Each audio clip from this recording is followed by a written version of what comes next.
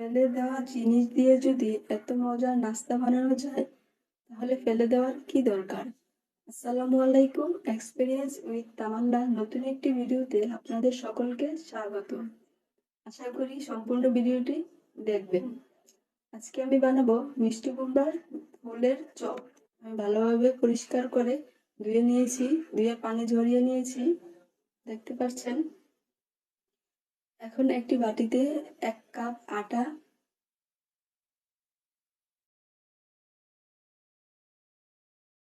2 চামচ চিনি, 1 চামচ লবণ, 2 চামচ কর্নফ্লাওয়ার, 2টা ডিম,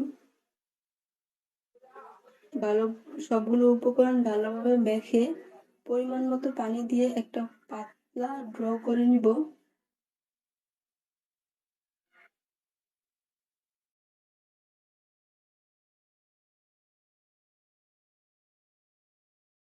শেষ পর্যায়ে দিয়ে দিলাম 1 চামচ বেকিং পাউডার। আপনারা চেষ্টা করবেন চালের গুঁড়ো দিয়ে করার জন্য। চালের গুঁড়ো দিয়ে করলে অনেক মচমচে হয়। আমার হাতের কাছে চালের গুঁড়ো ছিল না, তাই আমি আটা দিয়েই করেছি। এখন একটি ফ্রাই প্যানে দিয়ে দিব। এভাবে ফ্রাই প্যানে দিয়ে উল্টিয়ে পাল্টিয়ে ভালোভাবে মচমচা করে ভেজে নেব। এভাবে আমি সবগুলো ভেজে নিয়েছি। এটা কিন্তু আসলেই অনেক মজার এবং অনেক মজাদার একটি নাস্তা।